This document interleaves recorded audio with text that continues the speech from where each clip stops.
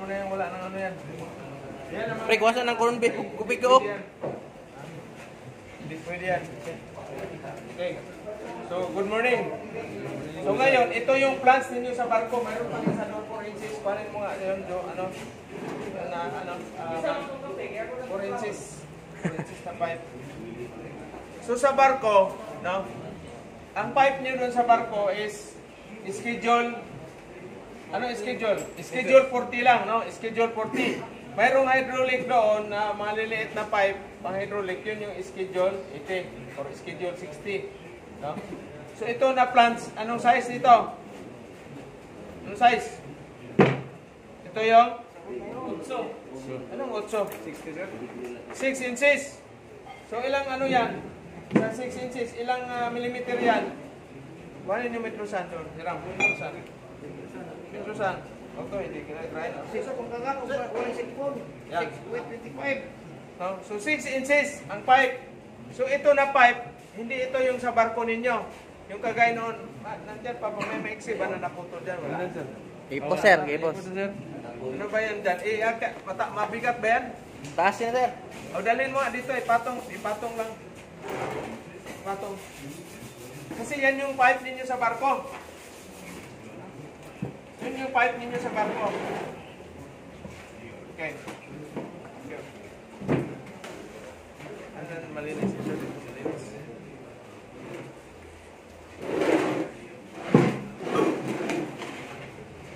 Lagyan mo ng kalso doon. Dalawa. Okay, so good morning sa ating lahat. Sa ating viewers pala, no? So ito na pipe is, ito yung 6 inches pipe. Ito yung mga pipe ninyo sa barko, schedule 40. Mayroong BI, ito na pipe is BI. Mayroon naman yung iba, yung isa GI, galvanized.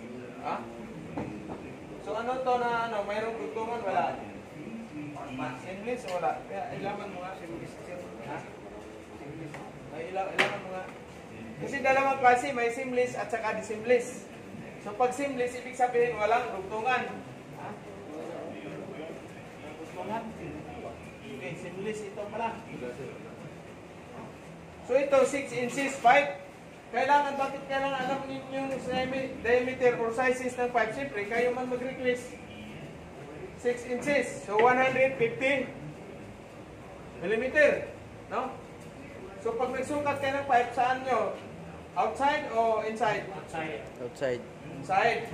Ang sukat niyan, ang 6 inches, inside yan, hindi yan outside. Kasi sobra. Pag outside yan, sobra na yan, no? Kulang-kulang 7 inches na yan, no? 6 inches and 5 feet. Or 165. No? 167 millimeter. No? Yan. So, ang sukat ninyo sa pipe, lahat, sa loob talaga yan. Sa loob. Okay? Halimbawa, ito yung schedule 80 na pipe. No? Ito, schedule 40. So, ibig sabihin, mas manipis siya kumpara sa schedule 80. So 6 inches. Okay? Ito na plants naman. Ito na plants. 6 inches siya. No? 6 inches. Ngayon, pag kabit kayo ng pipe or plants, na? Kabitan ninyo ng plants ito. Dapat ginaglayin o makakasugat yan. Wala tayong wala. Okay? So mayroon itong yung harapan at saka yung sa welding side. Okay? Tingnan niyo maigit. Tingnan niyo. Ito yung sa welding side o sa gasket side. Labas sir, labas. No? Ito yung magkatapat dito. Oh. Okay?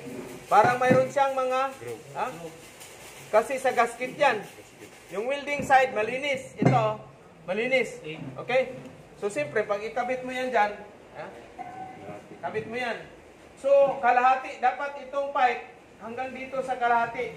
Okay? Kalahati dahil weldingin mo 'yan din sa loob. Pag nagkabit kayo ng plants, dapat ito hindi, ano na yan, naka-level talaga. Ano nyo ng beans level. Eh, magulong man, sir. So, pag walang beans level kayo, ano gagamitin? Skwala, sir. Skwala or Mata-mata. Mata-mata. Siyempre.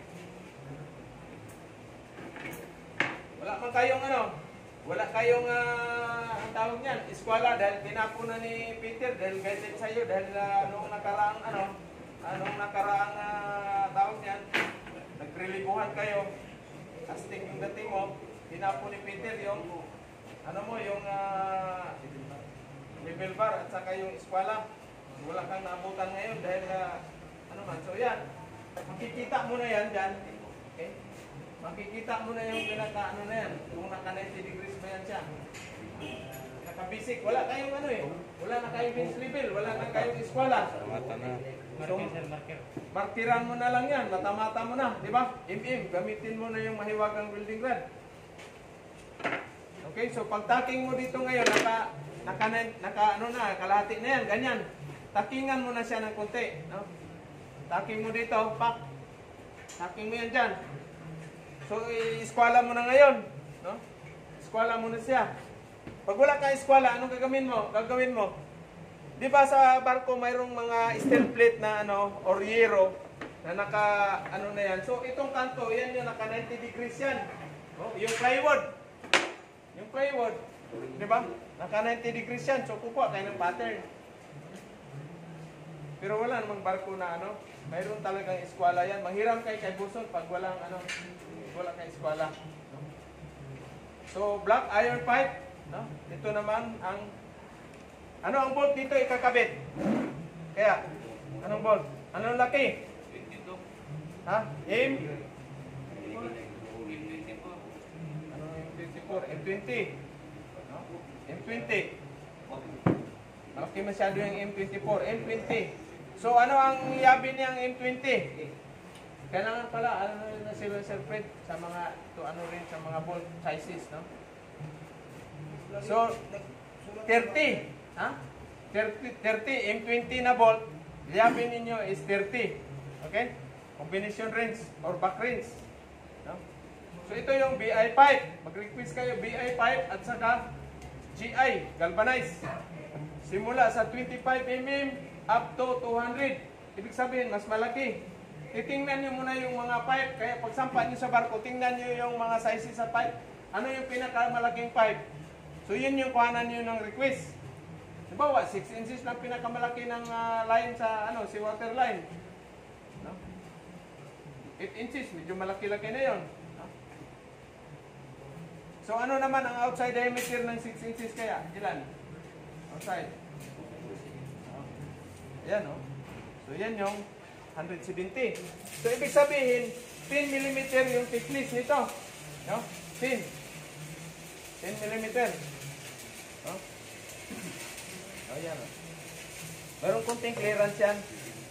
So, ngayon, pag nag-welding kayo, ito lang muna.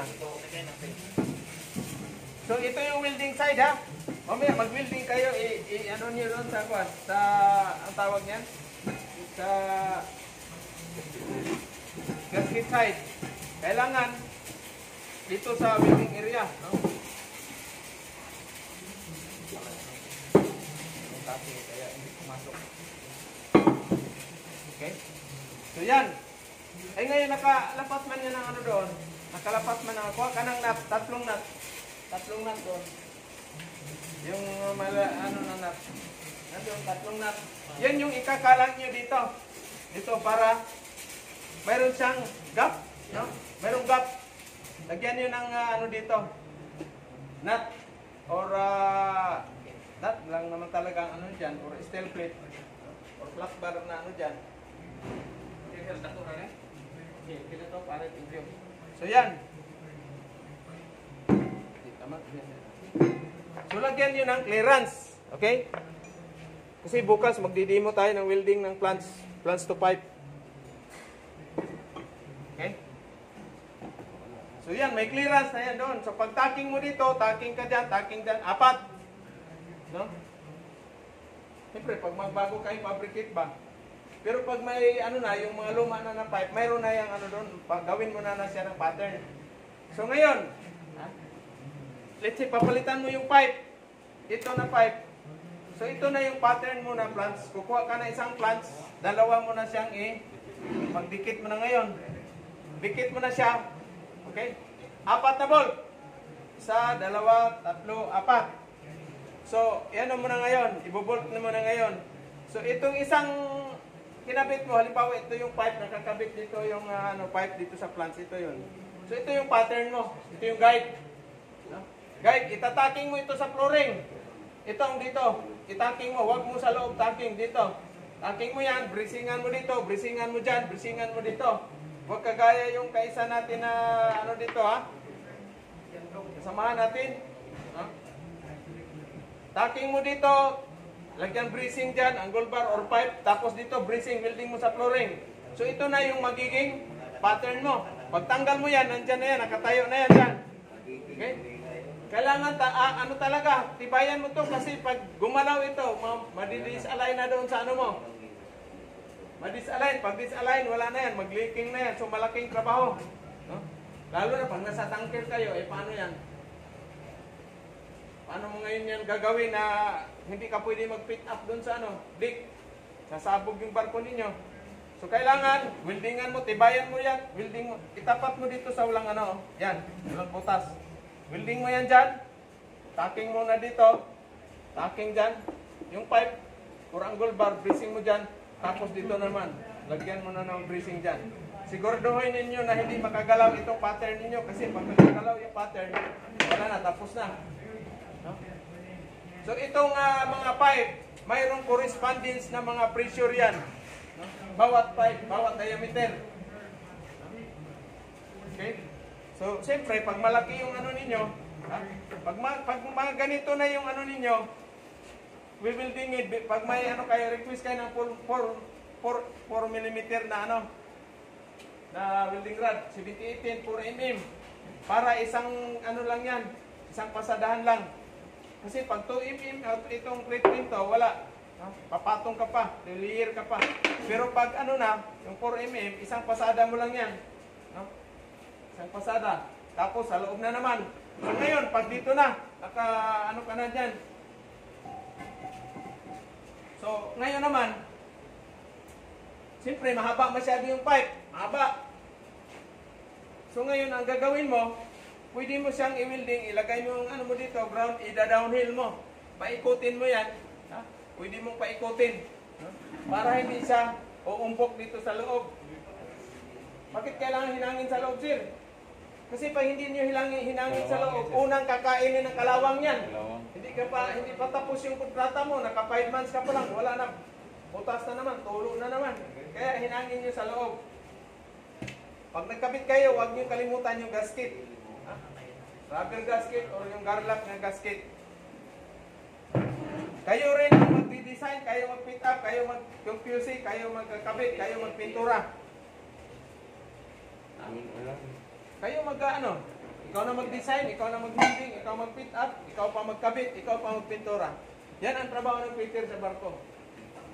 Sabihin mo, hindi na ako magpintura sin, kasi fitter ako, wala ka. Hinitan ka. Ikaw nagtrabaho, ikaw mag-pintura. Ikaw pa magkabit, ikaw pa mag-QC. Pag mag-leaking, ikaw rin magtanggal. Kaya lang, walang leaking, walang sabit, walang tulo ba? Ha?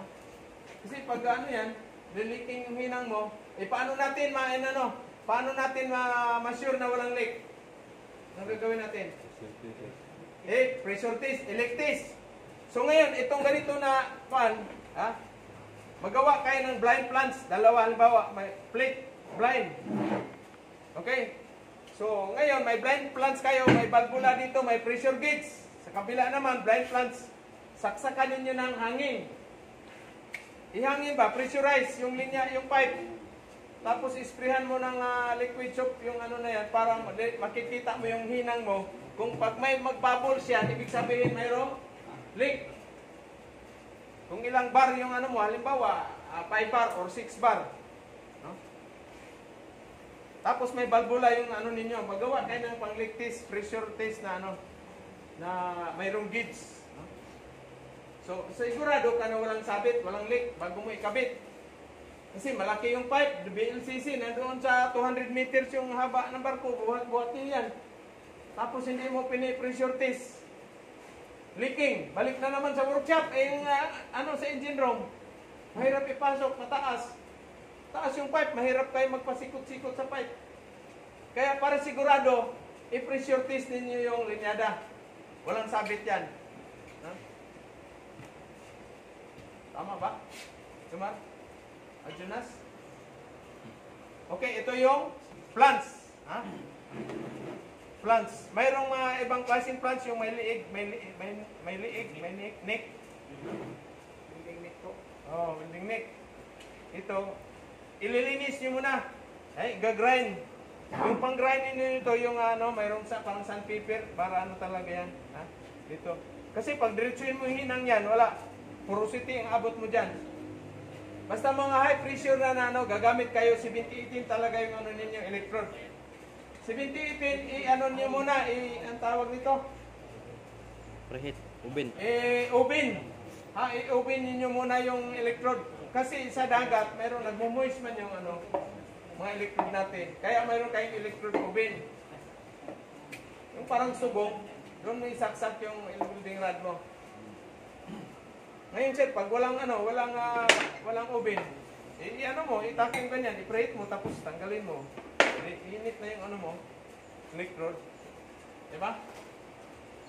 Okay, any question? Alas 12 na ba? Wala pa. Shout out sa ating Pedro Kuyakoy. Si inip na, 11 months na sa barko eh. No? Init na siya, na-extend ang 3 Oh, araw. relax ka lang dyan, idol. Relax ka lang. 3 araw Ito ka yung lang. oven na, ito yung oven. O yan, ang oven. Electrode oven.